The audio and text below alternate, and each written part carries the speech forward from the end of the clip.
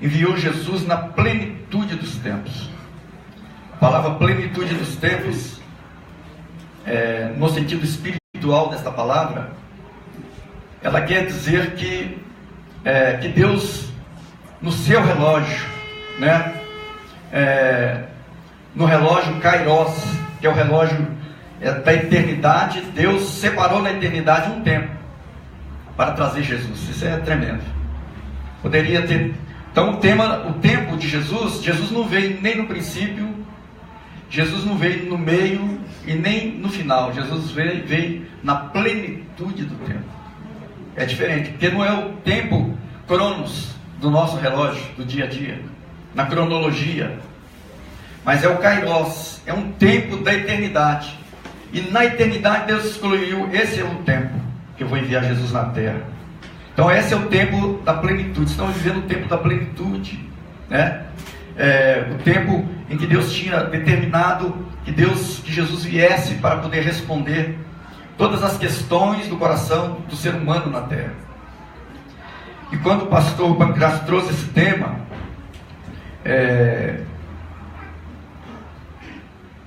então eu vi muitas coisas, né? Deus falando e trazendo e realizando. Eu pude me lembrar de uma era da minha juventude em Deus, né? Logo quando comecei, naquela época estava no auge um cantor, não sei se o pastor conheceu também, mas eu estou dizendo que é por causa da origem de onde ele veio, talvez ele tenha conhecido também quando fui eu, que era um cantor pentecostal chamado Oséias de Paula.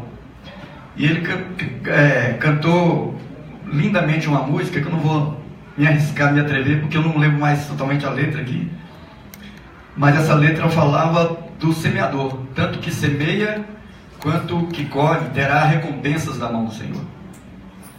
E quando ele trouxe esse tema, imediatamente veio essa música, né, no meu coração, porque de fato nós temos deixado passar muitas coisas quanto ao plantio, quanto à colheita, né? O plantio nos fala de investimento, né?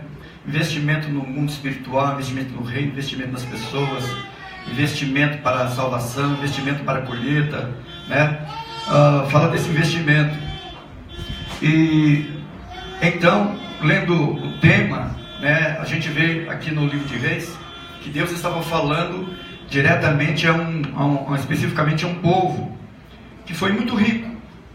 Este povo prosperou, Deus dava esse povo a prosperidade, o povo de Israel, né, a geração de Efraim, as riquezas da terra. Eu não vou entrar nesse livro nem nesse assunto, só estou dando uma introdução para nós entendermos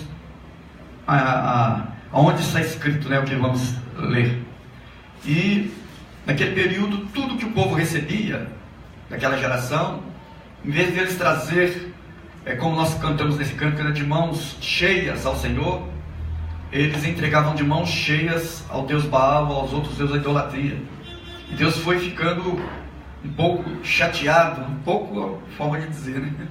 A ira de Deus ali. E então Deus traz uma palavra de disciplina, uma palavra profética para o povo de Israel, que eles estavam precisando de experimentar alguma coisa de dureza na vida deles, porque eles não estavam valorizando nada daquilo que Deus estava dando a eles, né? Então o Senhor traz aqui no livro de 1 Reis, capítulo 19, verso 19 em diante. Não, irmãos, perdão, é uma sequência da palavra.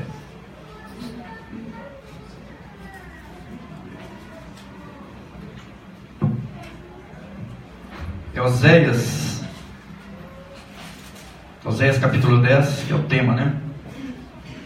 12. O que falamos está certo, o que estava errado aqui é o livro. Mas a história é essa: o povo envolvido em idolatria, enquanto Deus estava prosperando aquele povo. Aquele povo abandonou o ambiente de trabalho, o reino, a vida de Deus, para dedicar as suas próprias vidas e agradecendo a um Deus Baal, a um Deus estranho, a deuses estranhos. Então o Senhor traz essa palavra no livro de Oséias, capítulo 10, verso 12.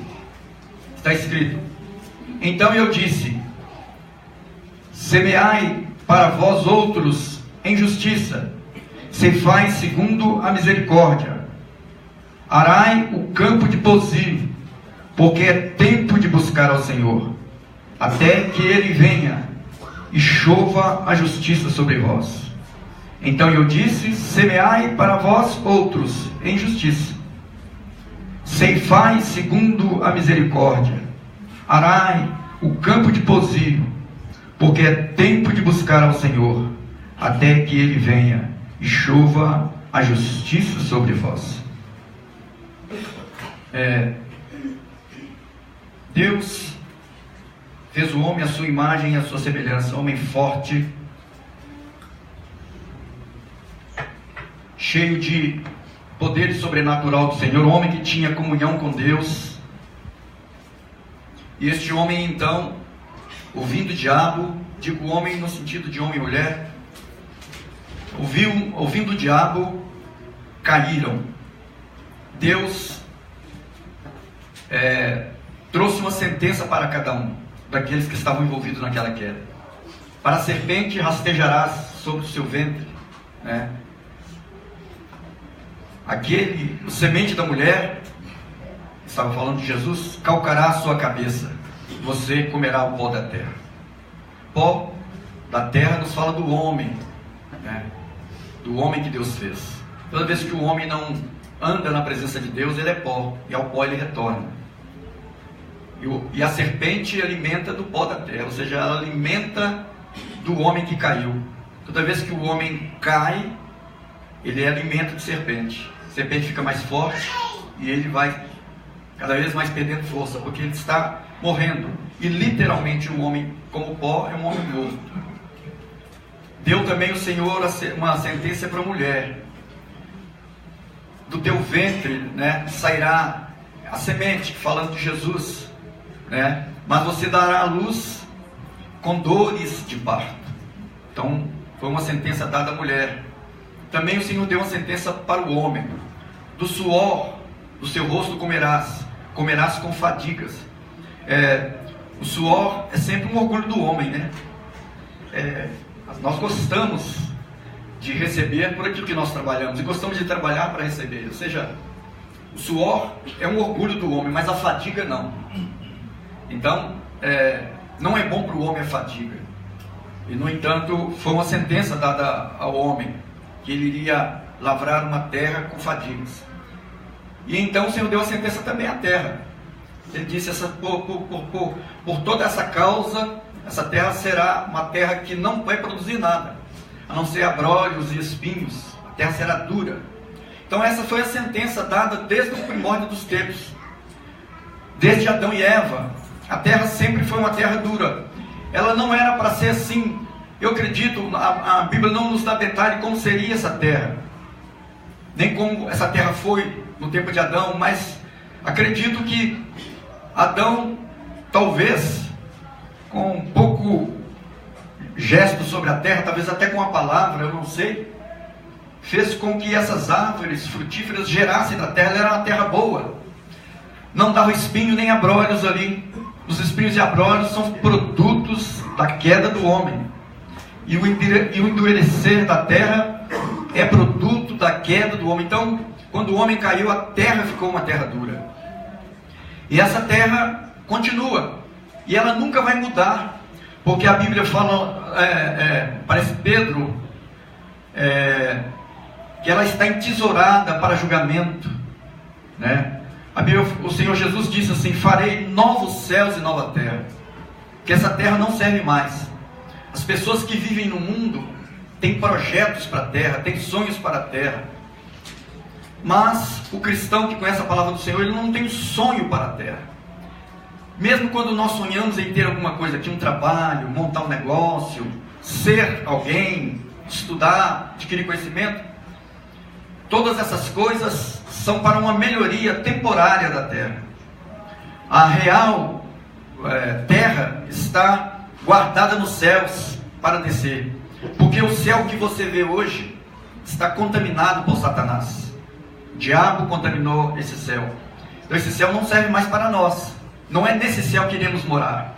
E nem é nesse céu que a pessoa vai quando morre, né? Ou seja, existe um tempo de preparo. O homem está sendo preparado, aquele homem que morreu, aguardando o céu verdadeiro que o Senhor está preparando. Então haverá um tempo em que o Senhor, depois do julgamento, trará sobre a terra novos céus e nova terra. E é nesse céu que o homem vai habitar. E assim como é na terra natural, é também na terra espiritual do coração do homem. É o que temos ouvido neste lugar, tem sido pregado neste lugar. Uma terra que está simbolizando o coração do homem. Aqui nesse texto que lemos, está falando de uma terra natural. Ainda que Deus está trazendo uma espiritualidade sobre o texto, porque ele faz esse simbolismo do coração do homem com a terra. Mas ali era uma terra literal que eles viviam nela, e que eles estavam de fato sofrendo consequências de uma terra que estava endurecida. O campo de pousio era um campo abandonado, era uma terra abandonada. Muitas vezes poderia ser abandonada por desleixo, poderia ser abandonada literalmente por desânimo, porque não tinha força, porque não queria trabalhar, ou porque queria trabalhar numa outra terra. Aquele campo ele ia endurecendo, era chamado campo de pousio, ele não produzia. Não havia possibilidade de produzir naquele campo. Então, aquele campo crescia abrolhos, espinhos, era um campo endurecido, que quando quisesse trabalhar naquele campo, então teria que revirar toda aquela terra com um arado.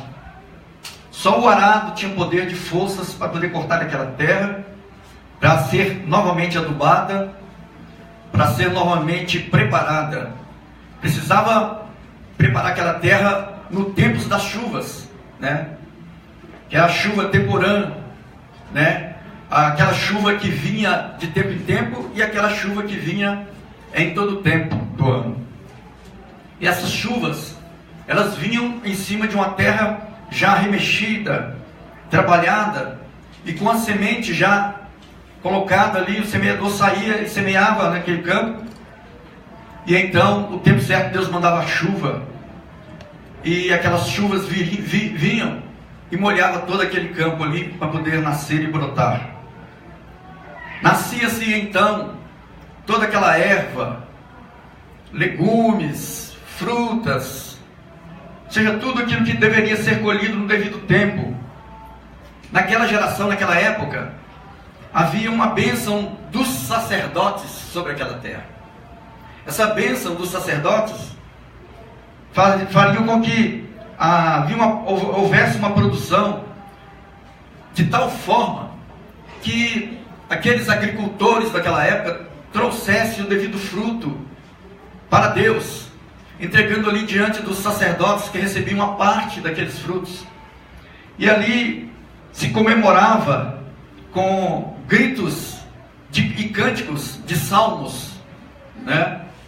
E estes salmos eram em adoração a Deus pela colheita que o povo recebia. Eles traziam aquela parte, colocavam diante do Senhor, que era do Senhor, os sacerdotes, o povo comiam, e eles levavam, toda a colheita era levada para a cidade. Por quê? Porque na cidade era feito uma troca de alimentos por outros alimentos, ou seja, todo mundo recebia porções uns dos outros, havia uma bênção sobre aquela porção, e era dado ali uma grande festa. E naquela festa que eles comemoravam, era uma festa que por um período eles habitavam em tendas, né? É conhecido como Suca, ou festa de Sucote, que é a mesma festa dos tabernáculos. E eles traziam aquelas porções, trocavam aquelas porções. Havia um ritual de águas, porque aquele ritual era simbólico e ao mesmo tempo era um tipo de oração que fazia-se a Deus, para Deus mandar a chuva. E eles então saíam em volta dos tanques ou dos poços que lá estavam nas cidades. Os sacerdotes vestiam de branco e corriam em volta daqueles postos, né, gritando salmos, né? Baruch haba Betchem Donai, bendito que vem em nome do Senhor, e gritando, dançando em volta daqueles poços, né, que estavam ali. E foi num dia como esse,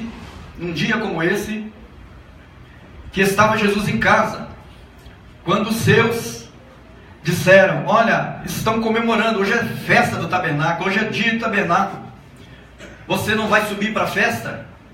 Jesus disse, fez menção que não, falou assim não, mas depois Jesus subiu.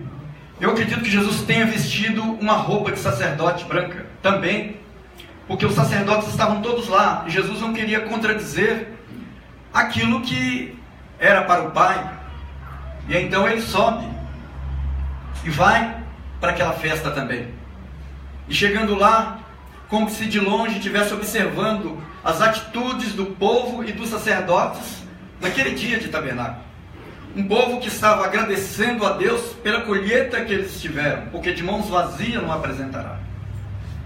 Ali, vendo as águas tirando do poço e jogando no altar, para dizer a Deus: manda-nos chuvas, né? Temporã e serôdia, manda essas chuvas para nós, para que no ano que vem possamos colher mais ainda e trazermos mais ainda para o Senhor. E Jesus, observando aqueles cânticos, eles gritando e cantando e pedindo a Deus que mandasse chuva, e como se Jesus estivesse atrás de uma coluna observando, e um momento ele não pôde suportar, porque aquelas orações que subiam não iam muito longe, elas voltavam por ali mesmo. Elas não estavam indo para o céu, elas estavam indo por alguém que estava ali atrás da coluna, ali pertinho. E Jesus então dá aquele brado e grita: quem tem sede, vem a mim, beba. Aleluia. Aqueles povos que estavam ali há muito tempo esperando isso, talvez não entendeu nada daquilo que aconteceu. Para aquele povo que ali estava, não significou nada.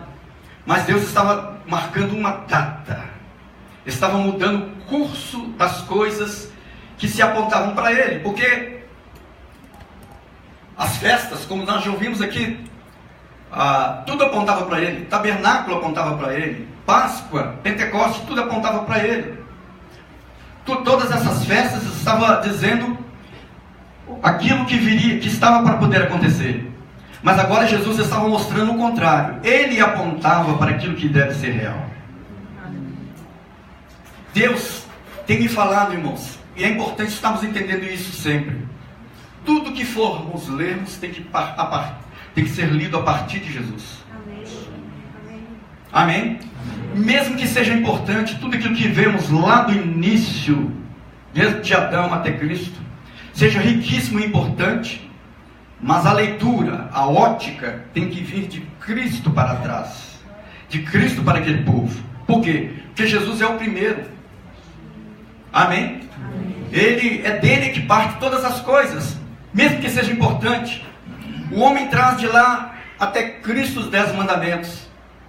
Mas Jesus foca o óculos do homem em 2. Não matarás, né? Ele disse: não matarás. Nós devemos amar a Deus sobre todas as coisas, o próximo como a nós mesmos. Todos aqueles mandamentos que vinham, Jesus reduzia aqueles mandamentos, porque tem uma ótica certa, maneira de que nós venhamos a olhar todas as coisas. O olhar tem que ser o olhar de Cristo. É através dele em que as coisas acontecem. Vamos,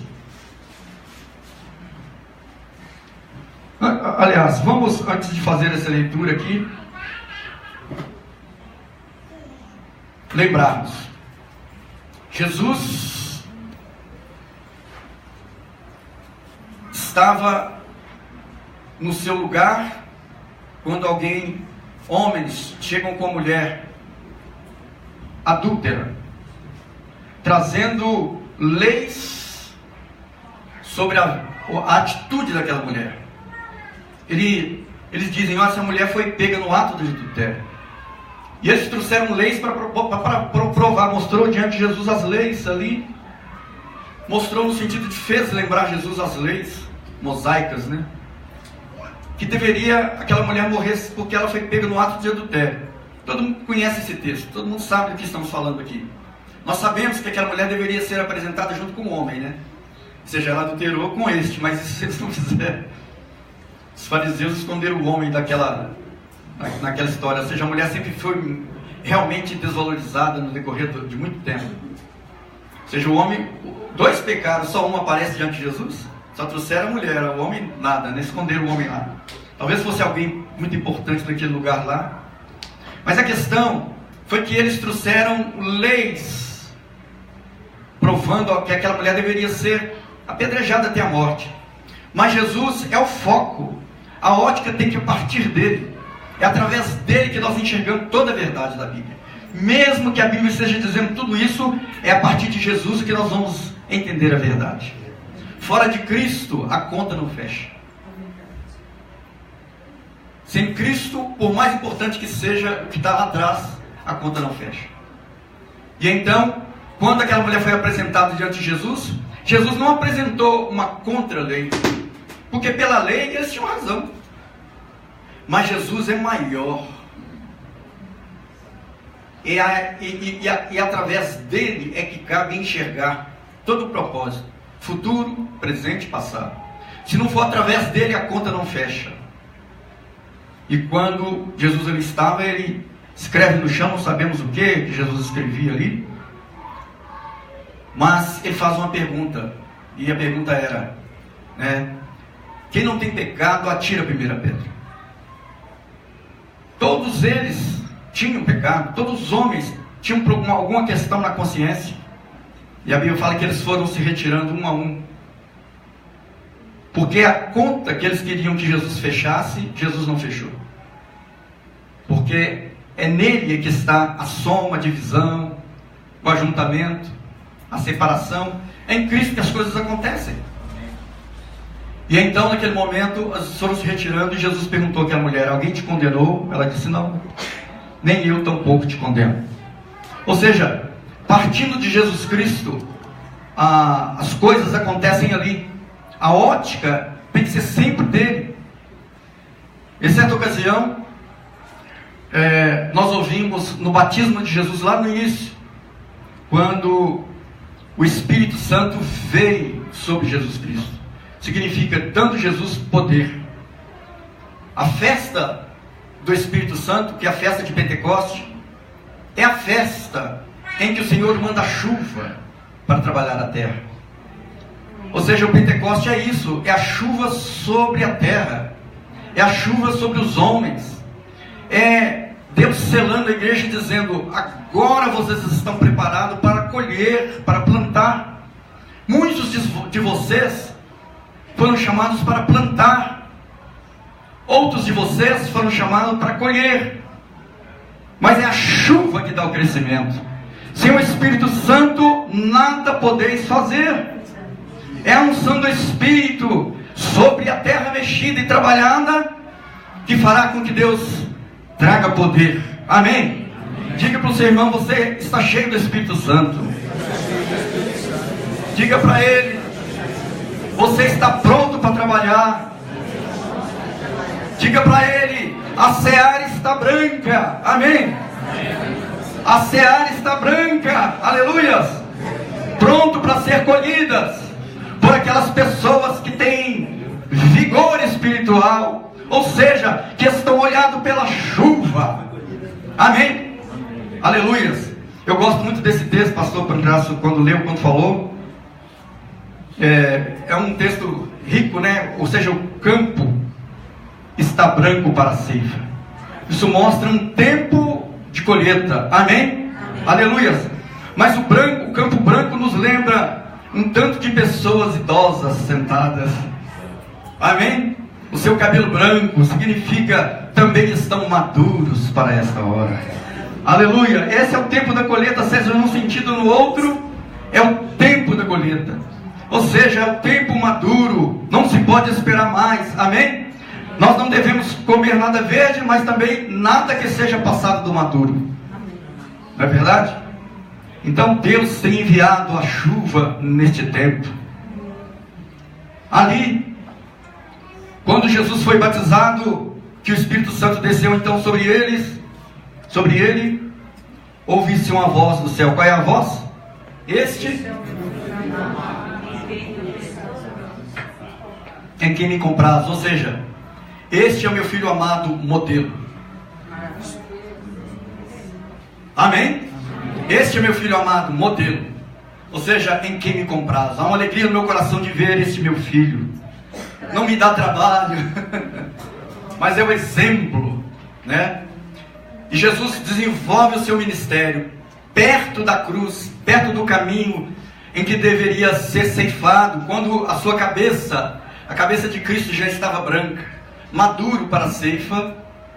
Então ele sobe no monte, levando alguns dos discípulos com ele, e chegando lá, há aquela glória que desce sobre aquele monte, resplandece toda a roupa de Jesus, aparece do lado dele os antigos, lá de trás, aqueles que apontavam para ele no passado, Moisés e Elias, a lei e os profetas, estavam ali, e Pedro ficou entusiasmado com aquela possibilidade de estar ali. Olha, tem 3 poderosos aqui conosco: Moisés, Elias e Jesus. 3 poderosos. E ele fala: vamos fazer 3 barracas, os 3 são iguais. Mas o Pai branda do céu que não era igual, e eles desaparecem. Ele fala aqui: este é meu filho amado, em quem?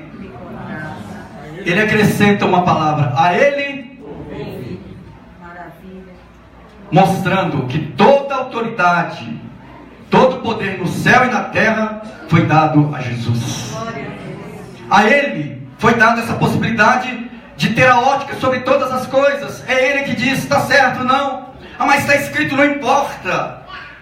A este foi dado todo o poder e autoridade. A ele ouvir. Ele que fecha a conta. É ele que fecha a conta. Se não for nele, não fecha a conta. A palavra final é dele. A palavra final é dele. Mas não é só porque ele quer ser Senhor, não é só porque ele tem o poder, mas é porque ele está mostrando como as coisas devem funcionar para que deem certo. Se não for daquela forma, não vai dar certo. Ele está dizendo: olha, se vocês tentarem por um outro caminho, por uma outra possibilidade, não vai funcionar. Precisa ser assim. Jesus desce daquele monte, e a Bíblia fala, naquele momento em diante em que ele vai caminhando, o seu rosto é como um seixo. Isaías disse isso. Ou seja, o seu rosto era como de alguém determinado a ir para Jerusalém. E por esse motivo muitas pessoas tinham medo. Ele passou por uma aldeia, a aldeia nem recebeu.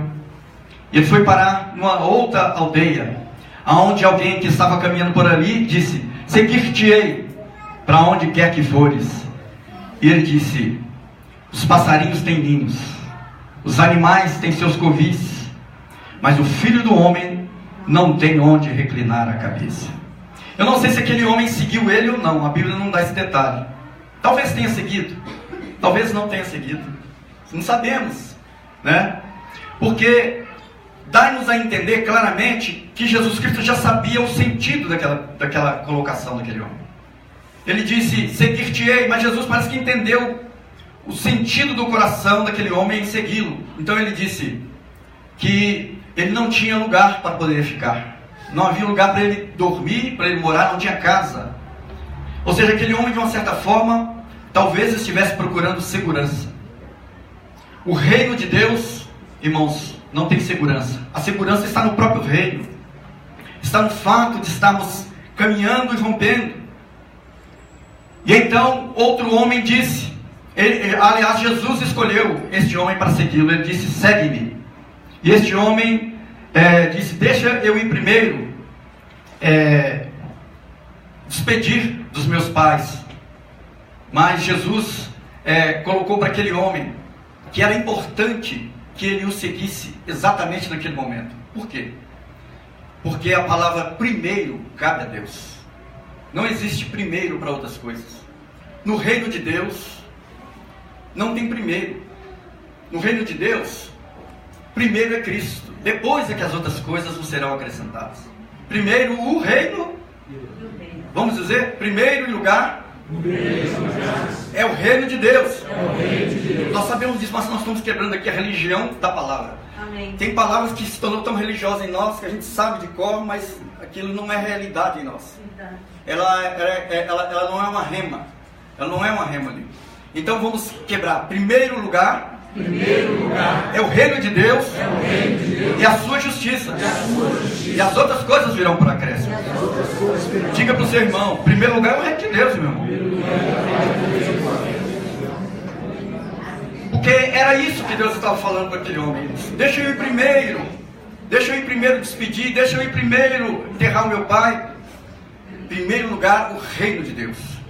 Jesus disse: deixa que os mortos enterrem os seus mortos, porque não há ninguém que, lançando mão do arado, olha para trás, que seja apto para o reino. Amém? Deus tem falado conosco nesses dias aqui acerca deste campo de pousio, dessa terra endurecida, cheia de espinhos, dessa terra cheia de torrões, de pedra, como os ouvimos, que só pode se tornar uma terra boa se for cortada pelo arado. O que é o arado? Estava dando uma lidazinha acerca do arado. O arado, havia naquela época muitos tipos de arados. Havia de madeira, havia de ferro, né? E o arado, normalmente, ele é puxado, mas já houve tipo de arado que um homem puxava por uma parte do arado com cintos na cintura, com uma certa distância, e outro homem segurando como se fosse um guidão de uma moto, né? Em terras mais macias, lugares mais fáceis de arar. Agora, os arados profissionais considerados assim, aqueles arados de grande porte, eram arados que eram puxados por muitas duplas de boi, como foi o arado de Eliseu. Nós vamos ler aqui um pouquinho. Que era um arado por juntas de 12 juntas de boi.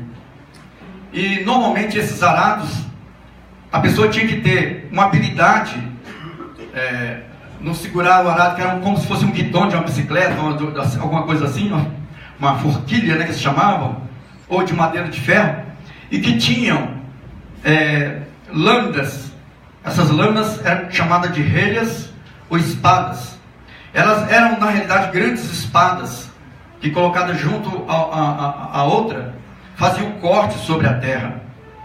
Por esse motivo que algumas passagens bíblicas no Velho Testamento está dizendo assim: transformei as vossas relhas em espadas, e as vossas espadas em relhas, porque elas são semelhantes, né, na forma que elas eram colocadas, e elas cortavam aquela terra, arrancando pedra, torrões e todas aquelas coisas que estavam impedindo que a terra tivesse os seus sucos, né, os seus cortes preparados para lançar a semente. E quando essa terra estava muito endurecida, eles usavam-se este aparelho. E Jesus, quando cita essa passagem para aqueles homens, embora sejam 3 respostas, a palavra é a mesma. É o arado para as 3 situações. Por quê? Porque aquelas 3 situações eram situações que não se podiam olhar para trás, nem para despedir, nem para poder abraçar, nem para poder voltar atrás para resolver algum assunto. Quando Jesus deu a ordem, era imediatamente, não podia voltar ali. E eu fiquei um pouco pensando, né, acerca disso, e tentando entender. Não achei nada que pudesse me dizer o motivo porque não podia olhar para trás. Porque, espiritualmente dizendo, eu já vi muitas colocações do motivo porque não se podia olhar para trás. Uma delas era porque caía assim em cima da lâmina, tropeçava, caía em cima da lâmina e morria.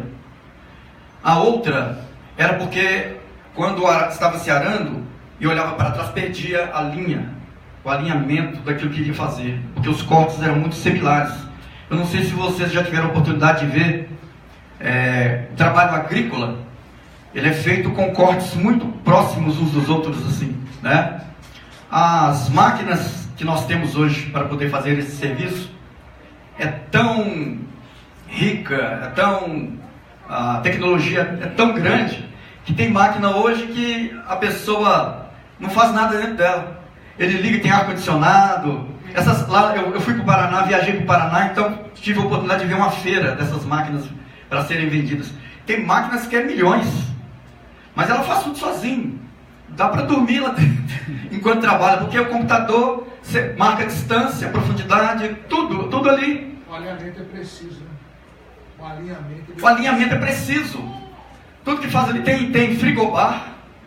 Ou seja, é verdade, são caríssimas aquelas máquinas, que elas vão e voltam, né? Agora você imagina aquele arado rudimentar que estava lá na mão daquele homem, né?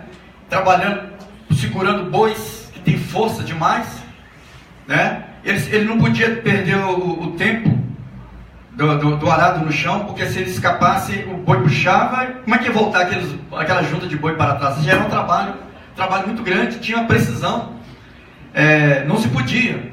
E então, certamente saía da linha ou morria caindo em cima daquelas lâminas. Assim diz alguns estudiosos. Mas ainda assim eu estava questionando, porque tem sempre uma pergunta que vem antes da outra, e eu tenho um pouco disso comigo. É de ter uma pergunta antes da outra pergunta. E eu fiquei me perguntando por que motivo alguém que lança a mão do arado olha para trás. Fiquei um pouco pensando acerca disso. Então me veio uma ideia, não estou querendo dizer que seja essa a ideia, mas é uma ideia. A ideia era a seguinte, eu não sei se já teve, se você é um pouco assim, que é de quando você está fazendo uma caminhada normal, alguma coisa, se você caminhou e olha para frente e tem muita coisa para caminhar, se você não olha um pouco para trás para saber o quanto que você já caminhou. Às vezes a pessoa olha para trás no arado para saber o quanto que ele já andou. Por quê? Porque quando ele olha para frente, ele vai descobrir que ainda falta muito para andar. E o consolo é saber o quanto que a gente já andou. Eu tenho um tempo de vida cristã com o Senhor. E nesse tempo, eu fico pensando, olha, eu andei X tempo na presença do Senhor.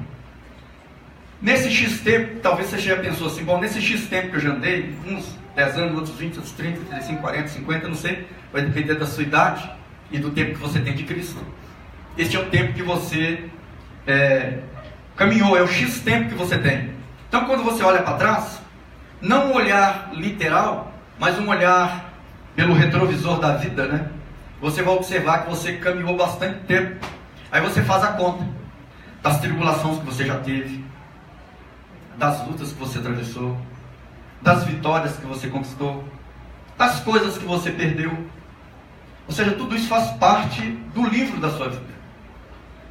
Ou seja, tudo isso você já arou. O seu arado já esteve em todas essas coisas. E é notório, é natural que você de vez em quando dê uma olhada para trás, para poder saber o quanto que você caminhou. Mas corre-se o risco de nós olharmos para trás e ficarmos observando se nós não perdemos tempo com alguma coisa em Deus. Pensamos assim? E se eu tivesse feito aquela faculdade? Se tivesse montado aquela empresa? Nós que somos ministérios na área da palavra, pastores, às vezes, sou pastor hoje, o serviço pastoral não é fácil. O arado do pastor é um arado que tem que estar sempre amolando as facas, porque a gente está sempre trombando num torrão no caminho, numa pedra no caminho. Não é fácil o ministério pastoral. E a recompensa, ela virá um dia diante de Deus. Por quê? Porque qualquer presente, dinheiro ou qualquer coisa, nunca poderá pagar o trabalho que faz. Você sabe por quê? Porque qualquer pessoa ganha por qualquer trabalho, isso é natural. Esse trabalho é um trabalho diferenciado, porque você tem que envolver sua vida. Você não pode olhar para trás, você não pode fazer conta de coisa que você conquistou ou não. Por quê? Porque você vai começar, só tem uma coisa nessa história, ou seja, você lança a mão do arado. Diga comigo, eu lanço mão do arado. Nunca vou largar. Não se larga mais o arado. Quando se larga o arado, o campo fica duro, dá espinho, ou seja, as coisas começam a ficar difíceis na vida da gente. Quando você larga o arado, quando é que você larga o arado? Quando você deixa de seguir a Jesus. O texto fala assim, que aquele que lança a mão do arado e olha para trás, não é apto para o reino. Mas essa palavra Jesus trouxe a homens que Jesus chamou para segui-lo, e homens que disseram, te seguirei. Então a resposta de Jesus para aqueles homens que desejaram seguir a Jesus foi: aquele que lança a mão do arado e olha para trás não está apto para o reino. Ou seja, Jesus deu uma resposta acerca do arado para homens que estavam dispostos a segui-lo. Então a palavra lançar a mão do arado significa seguir Jesus. Isso aqui significa segurar no arado, seguir Jesus. A questão é que seguir Jesus não é fácil, porque vai ter momento na nossa vida que a terra fica dura.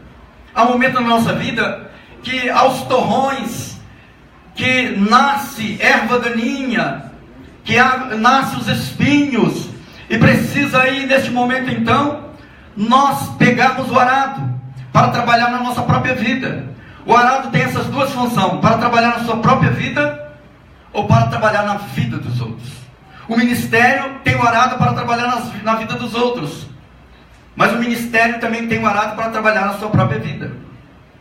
Seja na vida dos outros ou nas nossas vidas, a ferramenta é a mesma, não se pode olhar para trás. Quem lança a mão do arado para trabalhar no ministério não pode olhar para trás, e quem lança a mão do arado para trabalhar a sua própria vida não pode olhar para trás. Esse instrumento só tem uma partida, não tem fim. Deus só vai tirar o arado da nossa mão na sua volta, ou muitos de nós quando morrermos, mas o arado não sai mais das nossas mãos. Porque o arado, o que o arado é? O arado é uma chamada de Deus. Agora sim, vamos ler.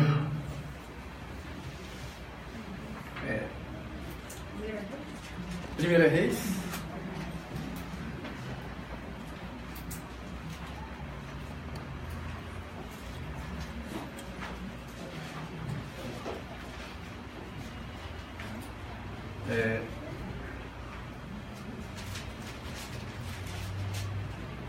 Capítulo 19.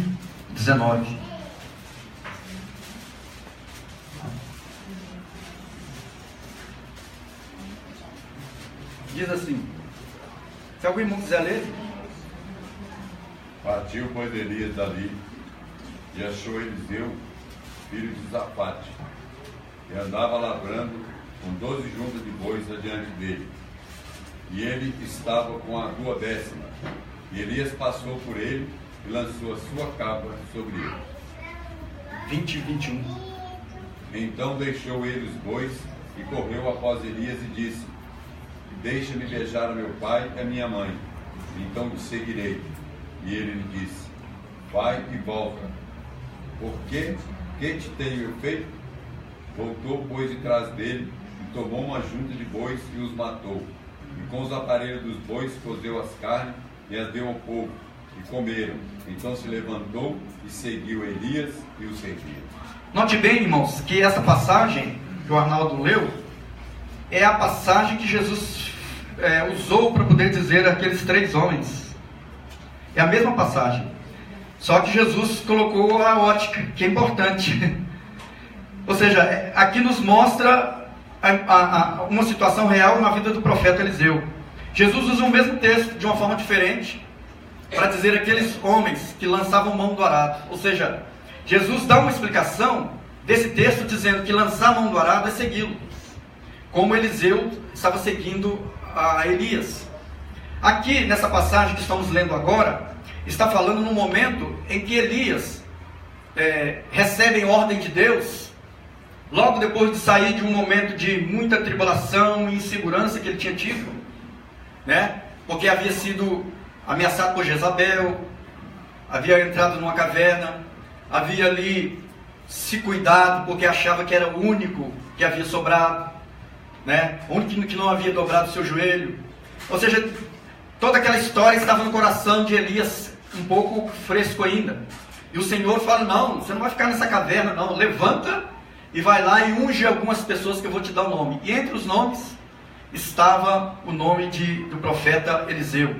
Você vai profetizar este homem, você vai entregar este homem, vai separar este homem, porque este homem vai te substituir. E então Elias desce e encontra ali, procura saber quem é Eliseu, e encontra Eliseu. Pega o seu manto, com um gesto profético, ele menciona a Eliseu, dizendo que Eliseu deveria segui-lo, né? Ele disse aqui, num determinado parte do que foi lido aqui agora, ele disse assim: você sabe o que eu fiz contigo? Né? Ou seja, Eliseu, mostrando a Eliseu que Eliseu iria ter uma mudança radical na vida dele. Ou seja, você vai ter uma mudança radical. Você é chamado agora para ser profeta. Mas dá-nos a entender que Eliseu talvez tivesse esse sonho no seu coração. A Bíblia diz assim: aquele que deseja o episcopado, excelente obra deseja. Por quê? Porque Eliseu não questiona, há uma alegria muito grande no coração de Eliseu. Isso que me chama a atenção, é a alegria no coração de Eliseu. Ele pede a Elias para poder despedir dos seus pais. A mesma expressão que os seguidores de Jesus fizeram: deixa eu ir primeiro. Ele fala a mesma questão aqui: deixa eu ir primeiro, despedir do meu pai. E o profeta deixa. É interessante isso aqui. Morava em Betim, pastoreava uma igreja em Betim. Fui enviado para lá, para um outro ministério na época. Não conhecia ainda a irmã Nazaré, só de ouvir falar, né? E logo quando eu fui para Betim, fiquei há uns anos lá e recebi no meu coração um desejo muito grande de conhecer o reino de Deus. Fiquei sabendo aquilo que Deus estava fazendo e agindo, principalmente dentro de Porto Sião. E então tinha visto falar do ministério da irmã Nazaré, do que Deus estava usando, a maneira como Deus usava o ministério dela. E então eu vim para este lugar através da minha mãe, né? Minha mãe foi primeiro. E eu vim para este lugar ainda pastoreando uma igreja em Betim. Aí houve uns certos problemas, porque eu ainda estava ligado a outro ministério, precisava sair. Conversei com a irmã Nazaré acerca disso. E ela falou, me explicou como as coisas deveriam acontecer. Porque o reino de Deus era algo importante que precisava ser realizado. E que tudo aquilo que eu estava fazendo era a produção de uma religião. E então, eu levei um tempo, mas resolvi tomar uma decisão. E ela então me fez uma pergunta num domingo que eu estava aqui, de manhã. Ela me fez uma pergunta assim: e então, você está pronto para vir para o rei? Eu usei essa expressão de Eliseu. Falei com ela assim: quebrei o arado, matei os bois, estou alegre, estou pronto para vir.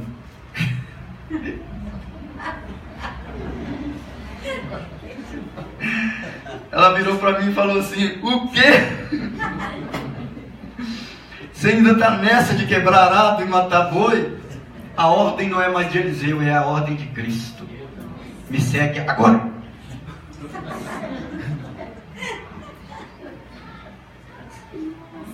Eu tremi o corpo, as pernas balançou e tudo, porque era o que eu queria, mas era algo que eu não estava compreendendo muito bem ainda. Eu achei que tinha que dar um tempo para que as coisas acontecerem, e eu não compreendi aquilo que ela me falou na hora. Exatamente, eu não compreendi. Levou um tempo para mim casar os textos, e aí eu fui entender o sentido da palavra. Essa hora que nós estamos vivendo não é a hora mais de Eliseu, é a hora de Cristo. Não é a visão do Eliseu mais, nem de Elias. É a visão de Jesus. Porque se você voltar, for para trás, olhar para trás, você não volta mais. São muitos os problemas desta hora. O mundo está cheio de razão, segundo o coração dos homens. O mundo está cheio de regras, segundo o coração dos homens. E estes homens desta geração não querem ouvir o que Jesus tem a dizer. Não está interessado na ótica de Cristo. Está interessado na ótica dos homens dessa geração, dos profetas dessa geração, dos teólogos dessa geração, dos psicólogos dessa geração, dos filósofos dessa geração. E eles não querem entender Cristo, não querem saber de Cristo. E Jesus continua dizendo para nós, é a maneira dele ver é que importa, senão a conta não vai fechar. É a maneira dele colocar que importa, senão as coisas não darão certo. O profeta Eliseu aqui despediu dos pais e voltou para Eliseu. Para Elias. É claro que aqui Eliseu já estava fisgado pelo Senhor. O profeta tinha dito a ele: você entendeu o que eu te fiz? Amém? Pergunta para o que está do seu lado assim: você entendeu o que Deus te fez?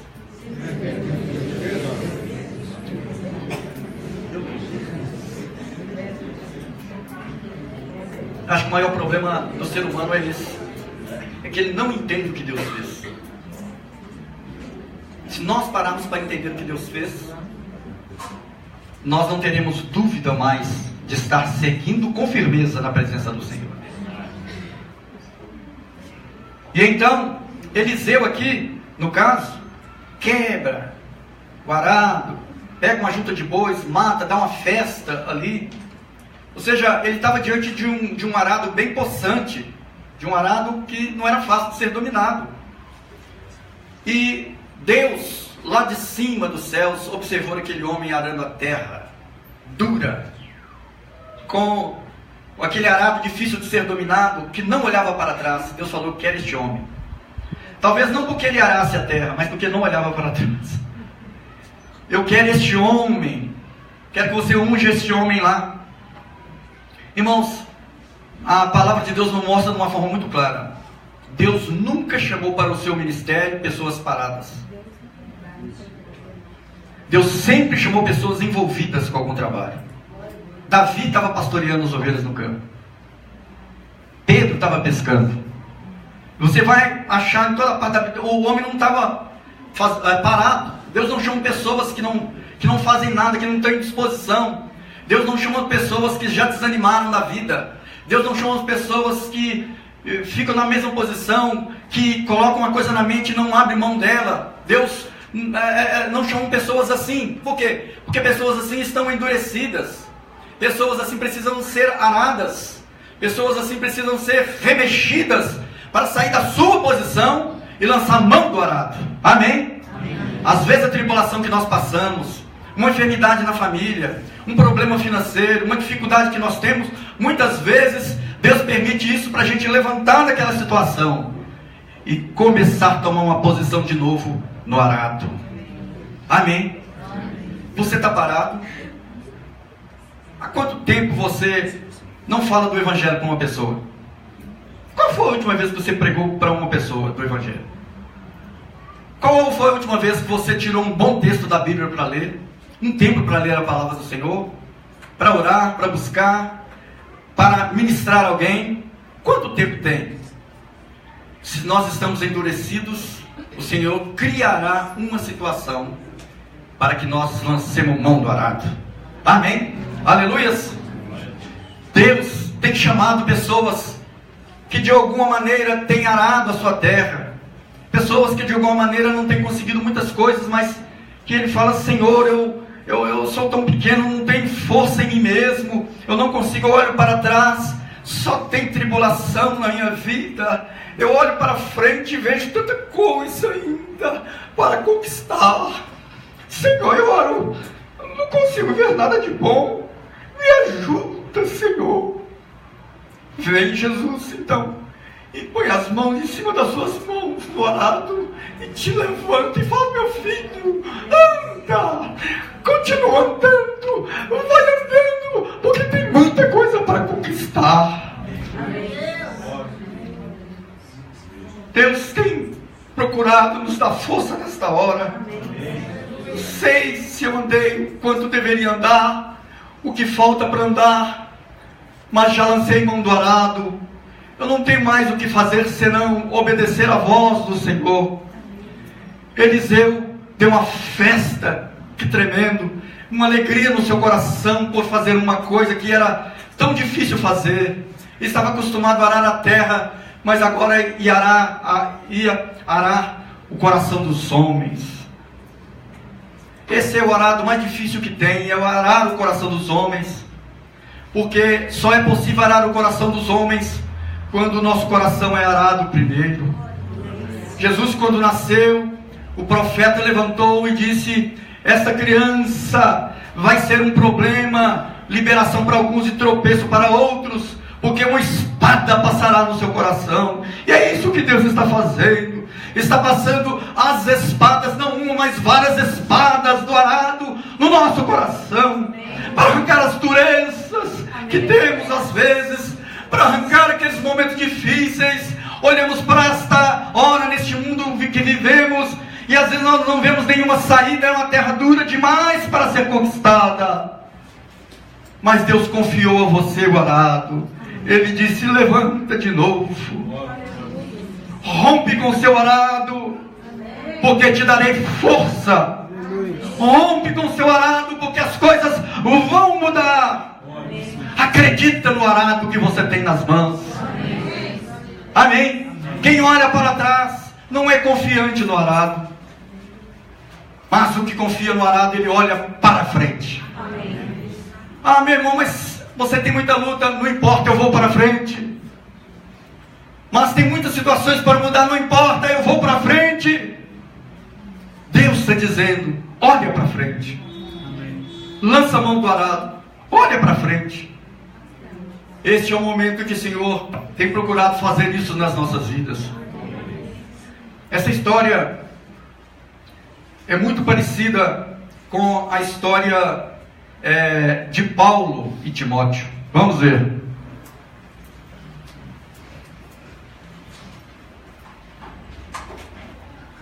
As cartas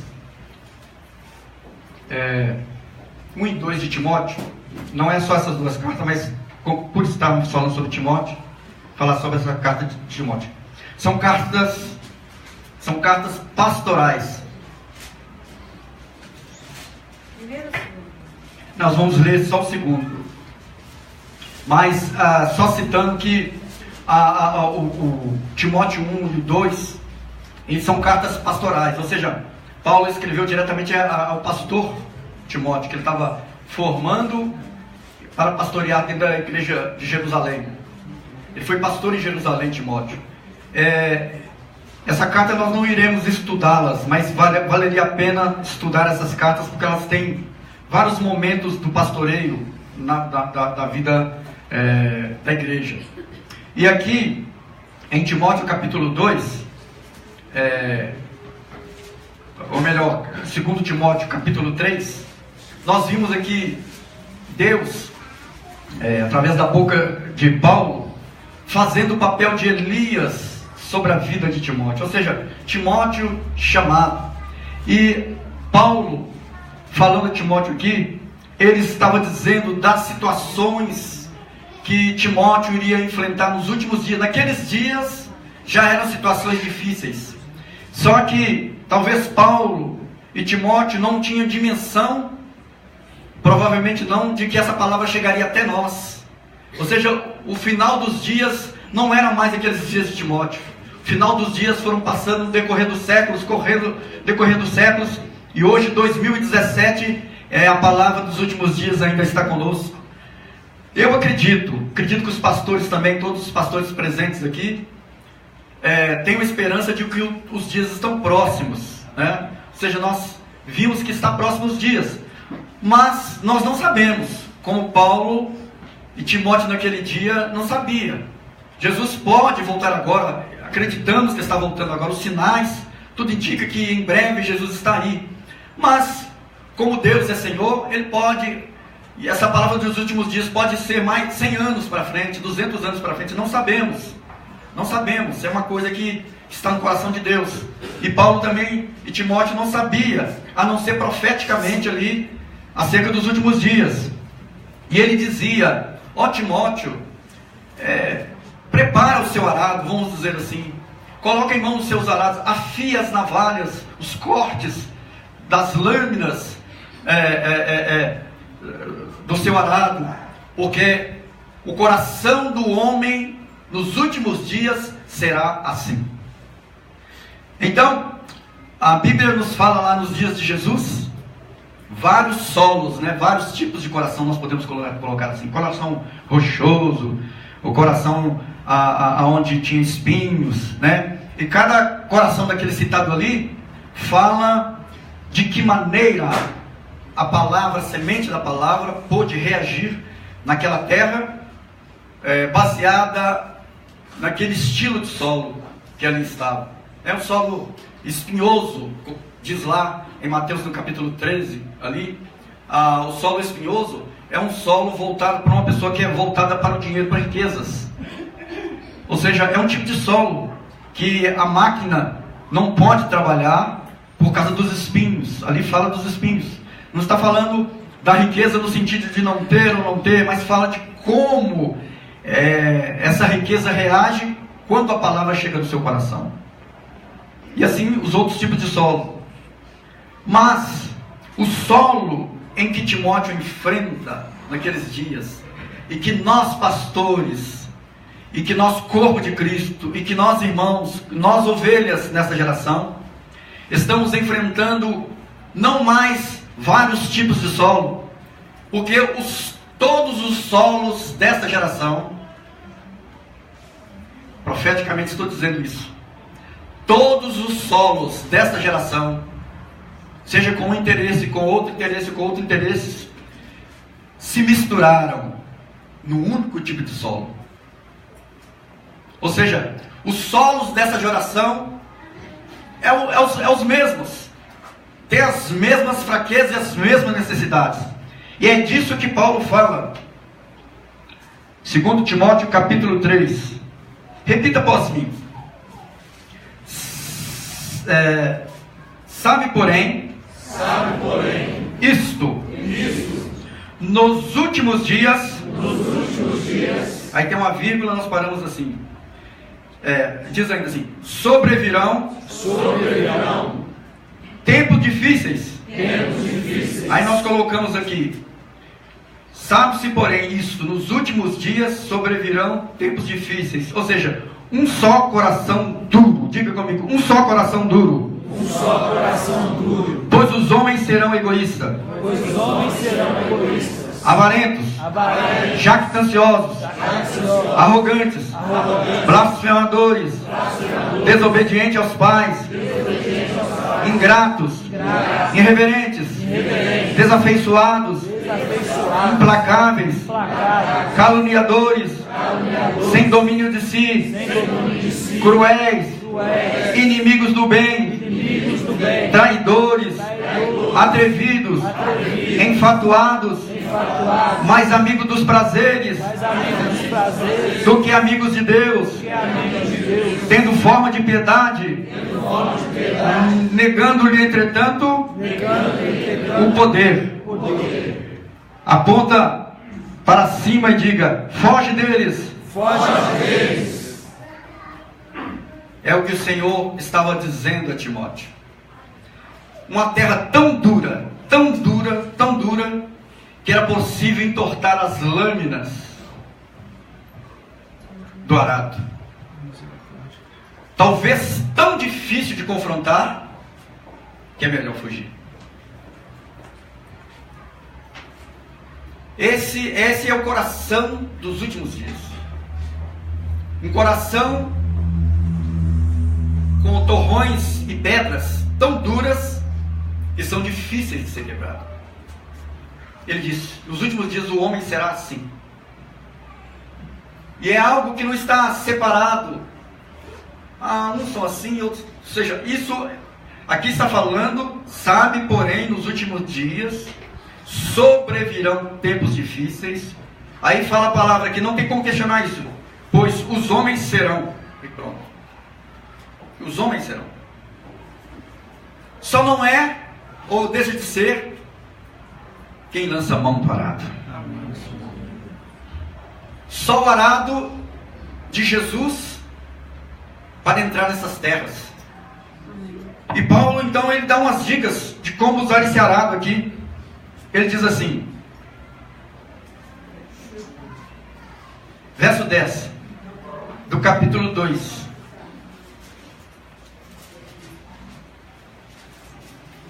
Repita após mim. Tu, porém, tens seguido de perto o meu ensino, procedimento, propósito, fé, longanimidade, amor, perseverança. Não é tempo de você ficar longe da pessoa que te ensina. O senhor falou aí 2:10, mas é 3:10 que o senhor leu. Ah, perdão. Não, é 2:10, não? 3:10. Ah, 3:10. Perdão, 3:10. Tu, porém, tens seguido de perto o meu ensino. Ou seja, ele estava explicando que Timóteo seguia de perto o ensino. Então, é uma hora perigosa agora, é ficar tentando seguir de longe o ensino. Ou seja, é um momento que a gente precisa estudar, reler, marcar, gravar a Bíblia. Observa na vida daquele que está te ensinando, do mestre, do pastor, do líder. Observa na vida dele, né? A maneira como que ele foi formado, né? Ou seja, o procedimento. A gente observa o procedimento, porque o mundo tem um procedimento egoísta, ruim. O propósito, ou seja, não andar sem propósito. Vamos repetir aquele provérbio antigo, que eu costumo dizer aqui, mas ele é atual. Diga, desconhecendo o propósito, o prejuízo é inevitável. Então, conhecer o propósito, sem propósito é prejuízo. Essa hora a gente precisa descobrir o propósito, andar naquele propósito do Senhor. Depois vem procedimento, propósito, fé.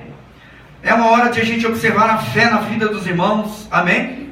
Aleluia. Às vezes você olha para a vida do irmão assim, e é aquela maneira como ele é firme com o Senhor, a maneira como ele anda, a maneira como ele está no meio das tribulações. Isso é fé. Observe esta fé. Longanimidade, seja uma pessoa longânima e de paciência, que saiba esperar, que saiba o tempo de Deus.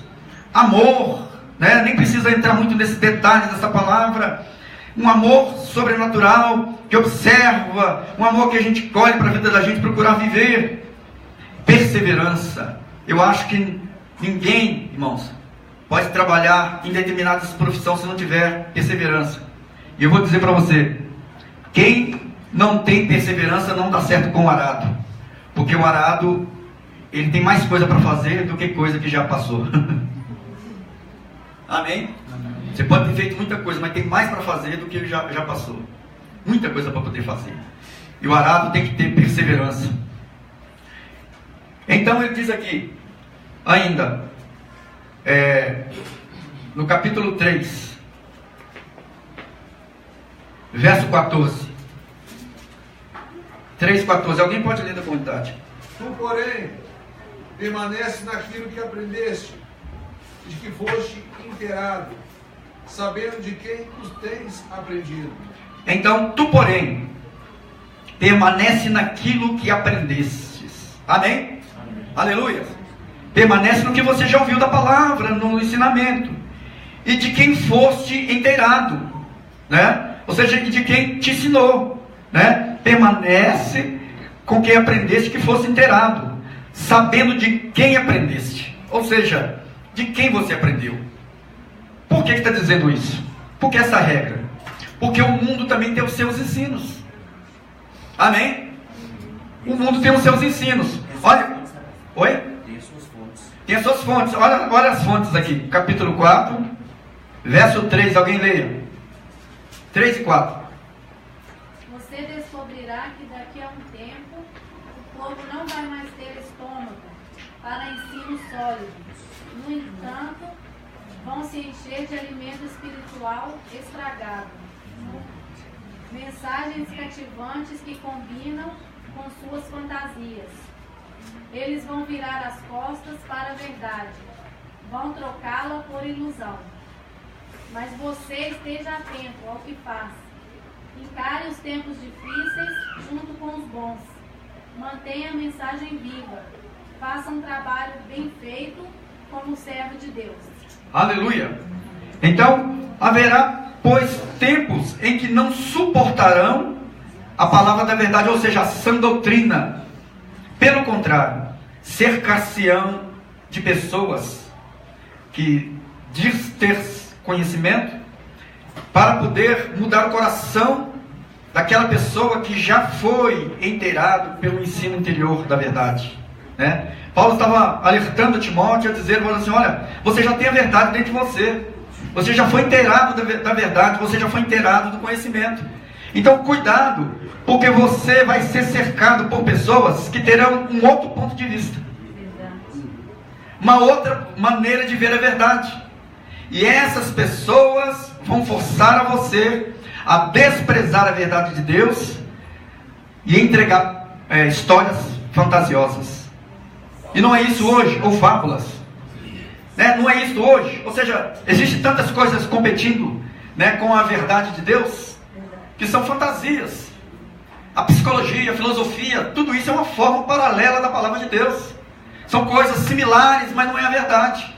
E nós estamos caminhando para um determinado momento em que uma palavra dentro do teatro, ou na televisão, ou no cinema, ou na escola, sala de aula, ou em qualquer outro lugar, qualquer filme, qualquer história, poderá tocar mais o nosso coração do que a verdade de Deus.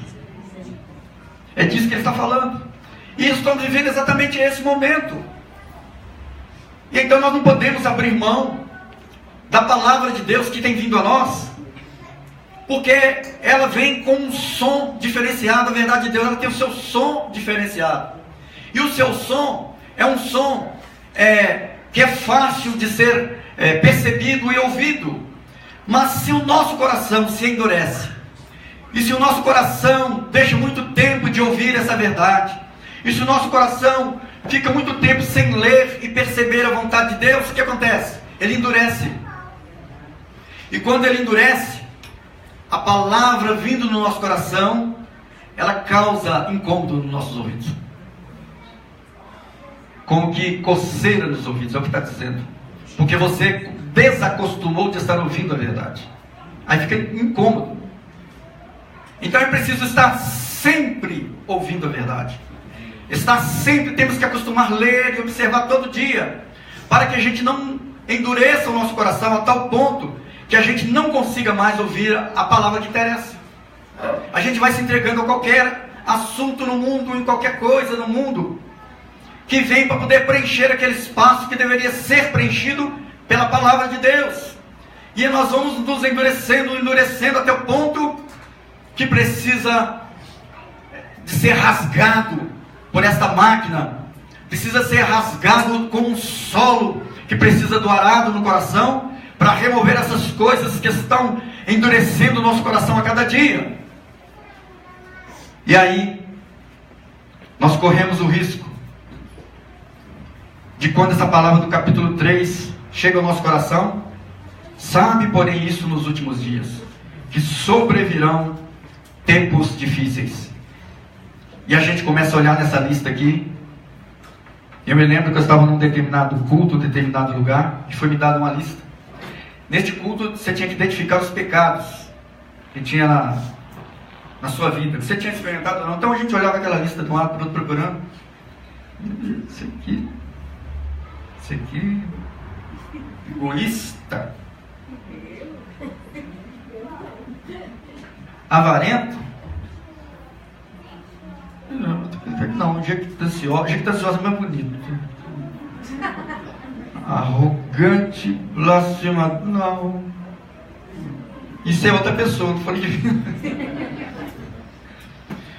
Porque a tendência é que essa gente vai caindo nessas coisas.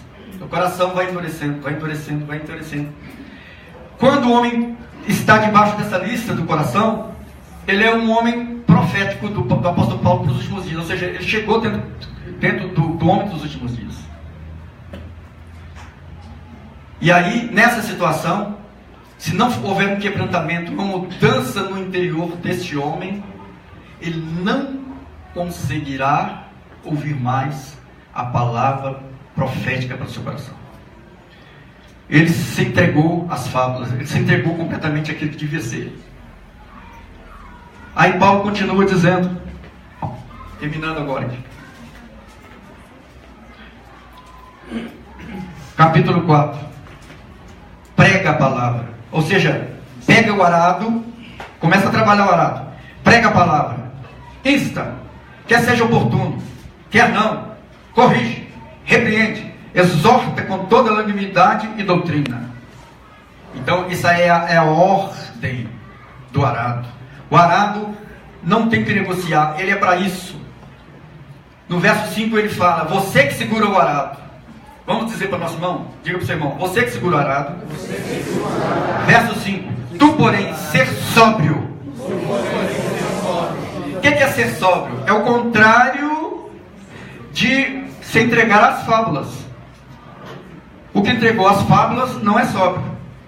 Sóbrio aqui é o que não se entregou às fábulas. Tu, porém, ser sóbrio, ou seja, é a pessoa que não está embriagada com os pensamentos desta hora. Tu, porém, ser sóbrio, ou seja, o evangelho hoje, como nós temos ouvido. Seja tu, porém, sóbrio em todas as coisas. Quais as coisas que nós devemos ser sóbrios? Em todas as coisas. Suporta as aflições. Vamos dizer para o nosso irmão isso? Suporta as aflições. Vamos dizer mais uma vez? Suporta as aflições. Faz o trabalho de um evangelista.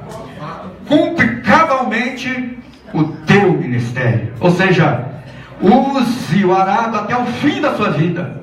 Não abra mão do arado, continue arando. Por quê? Porque os dias são maus. Os dias são ruins. Terminando aqui, irmãos. Vamos voltar lá no profeta Eliseu. Pastor Washington. Sim. Antes de eu terminar, é o seguinte.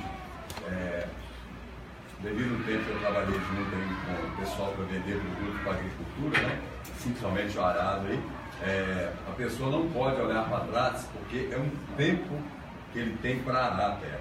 Se ele passar aquele tempo, todo o outro trabalho dele ele perdeu. Então ele não pode olhar para trás. Na hora que ele começou, ele tem que ir até o fim do arado. Mais um aí. Olha para os irmãos verem. O que o Arnaldo citou ali está dentro dessa palavra que nós vemos aqui da chamada de Eliseu.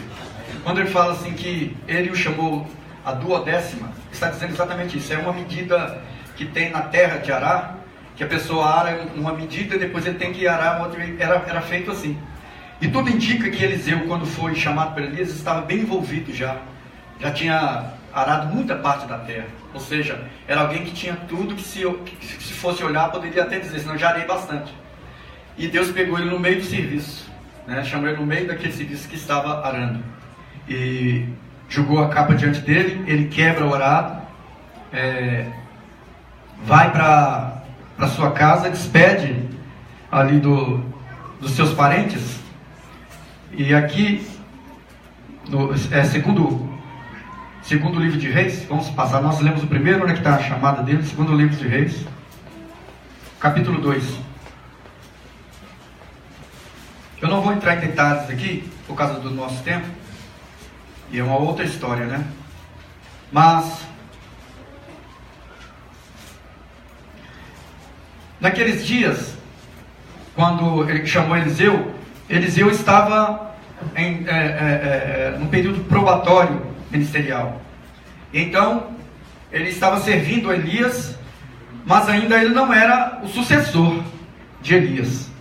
Para ser sucessor de Elias, Elias tinha que ter se retirado, né, ou morto ou levado para os céus.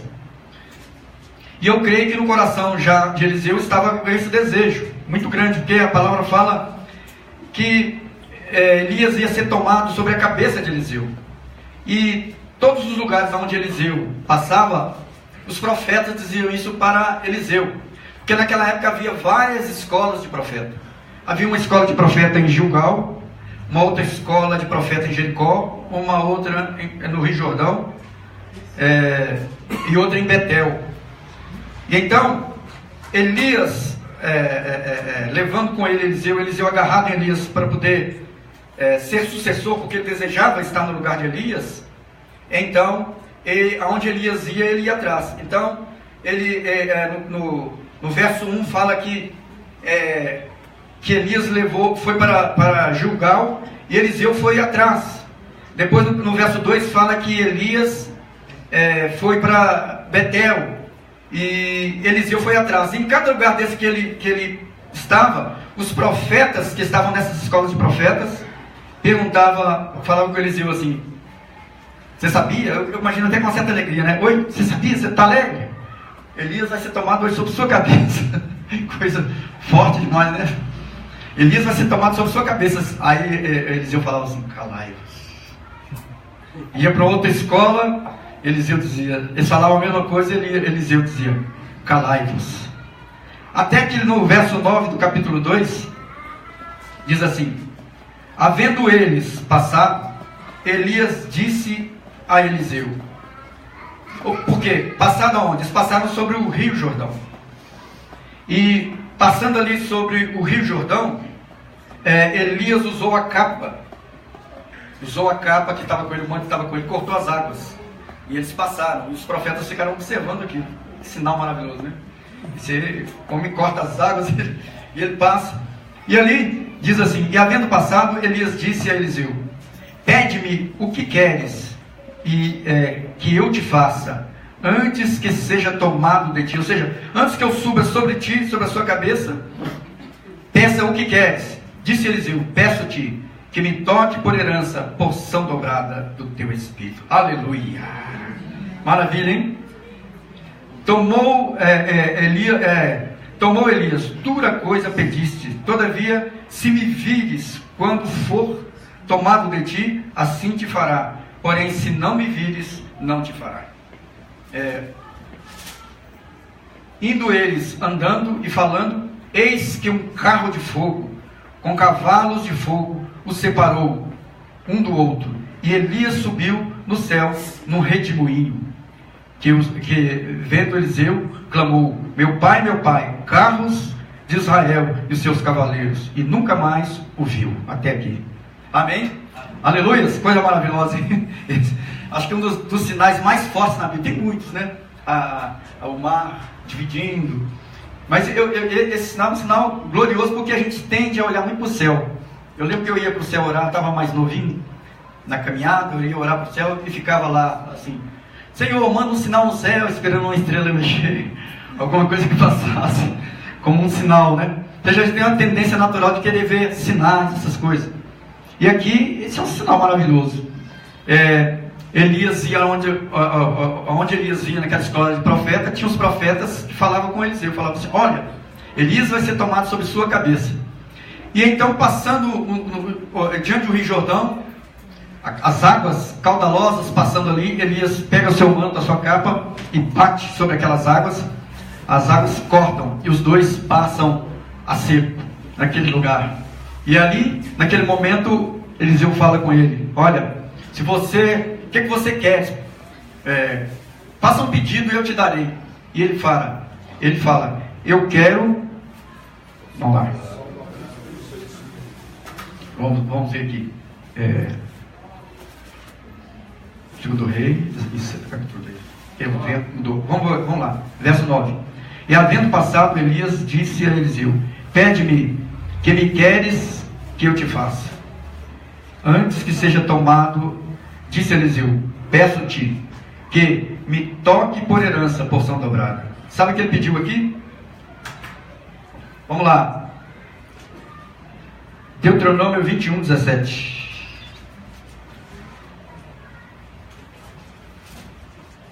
Deuteronômio 21.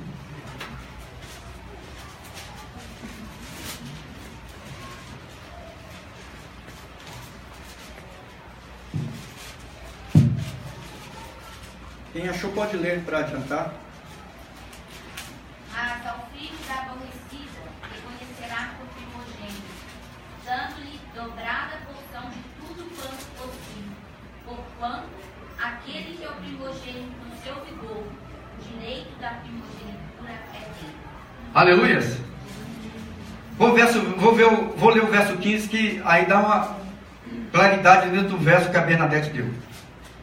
Verso 15 do capítulo 21 diz o seguinte: se um homem tiver duas mulheres, era a lei daquela época, duas mulheres, e uma a quem ama e outra a quem não, e outra a quem aborrece. É estranho esse texto. Tem duas mulheres, o homem pode ter uma para amar, outra para aborrecer. É mais ou menos isso que está dizendo. Se um homem tiver duas mulheres, e uma a quem ama e a outra a quem aborrece, e a uma outra tiverem dois filhos, e o primogênito for da aborrecida, no dia em que fizer herdar os seus filhos aquilo que possuir, não poderá dar primogenitura ao filho da amada, preferindo ao filho da aborrecida, que é o primogênito.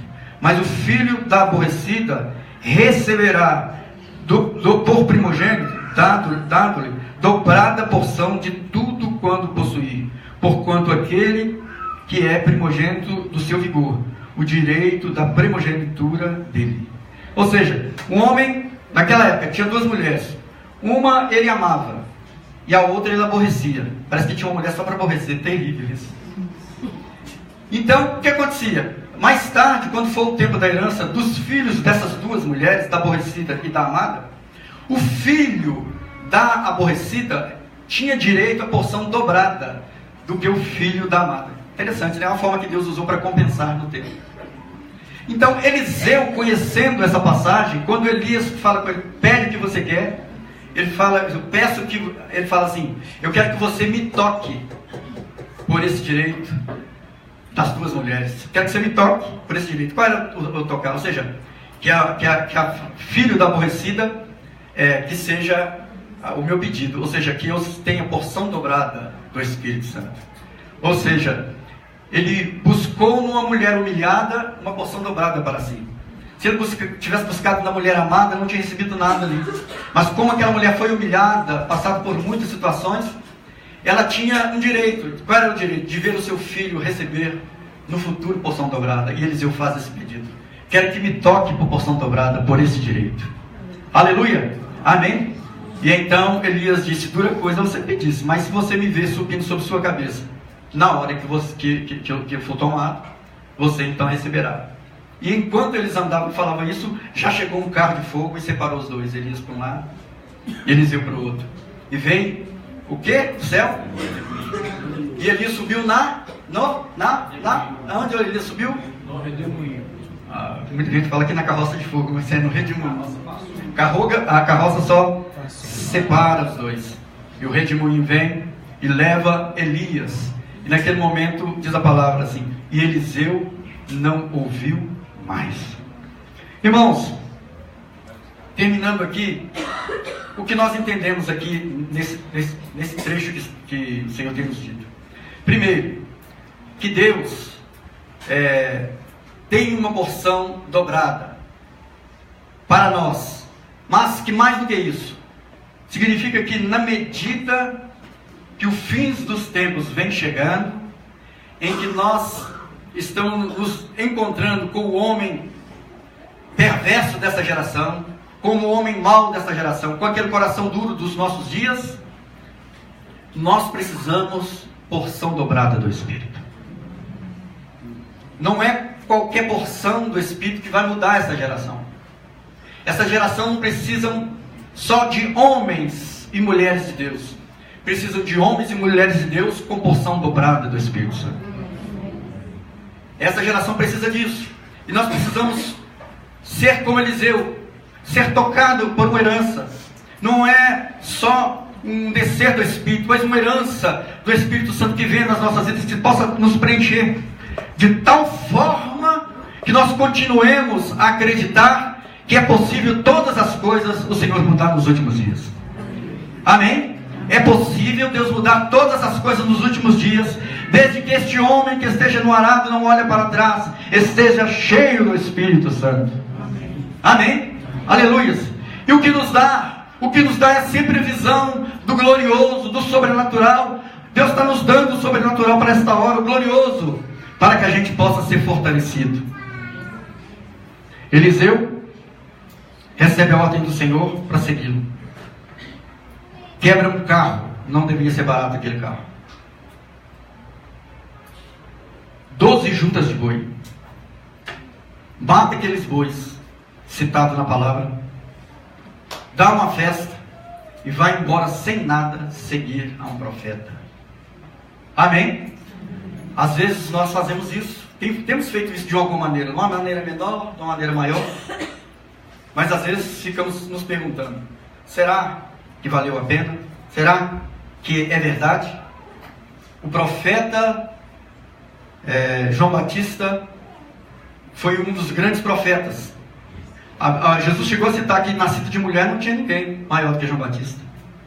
No entanto, quando ele estava preso, ele mandou perguntar a Jesus se Jesus era aquele que havia de vir mesmo. Ou seja, ele iria perder o pescoço. A gente tem que de vez em quando perguntar: para quem que a gente está perdendo o pescoço? Para quem que eu estou perdendo a cabeça? Né? Ou seja, Jesus é aquele que havia de vir mesmo? Jesus disse assim: diga a João Batista que hoje eu curo cegos, faço milagres, levanto os mortos, faço isso, faço aquilo. E ele entregou a sua cabeça e cortaram a cabeça de João Batista. Eliseu também talvez tivesse essas perguntas a Elias: vale a pena? Matei os bois, quebrei o arado, cheguei ao fim, vale a pena? Talvez tivesse isso no seu coração. Mas de repente, andando com Elias, veio um carro de fogo e separa os dois. Aleluia! Amém? Aleluia! O arado é trocado por um carro de fogo, os bois pelos cavalos e seus cavaleiros. Amém? Deus mostra que não é em vão aquilo que Eliseu fez. Deus estava mostrando: continua andando, porque há uma glória no seu chamado, há uma glória no seu ministério, há uma glória naquilo que você vem fazer. Amém? Lançar mão do arado significa também ter uma vida ministerial, significa também ouvir e obedecer uma chamada de Deus para esta geração, significa também permitir que Deus passe no nosso coração o tratar das nossas vidas e nos livrar para de alguma forma estar seguindo ao Senhor, servindo ao Senhor e andando na sua vontade. Este é o tempo, amém, de vermos carros e cavalos e os seus cavaleiros. Mas para isso tem que perder o arado. Tem que pagar o preço. Amém?